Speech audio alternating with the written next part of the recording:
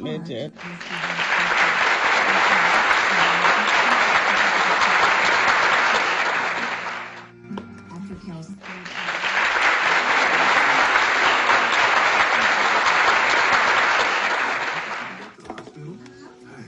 The nurses, the doctors, they were invested in our life.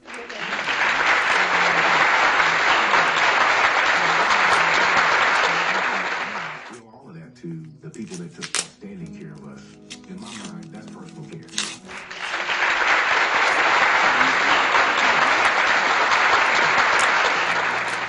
Thank you. Thank you, Mom and Dad.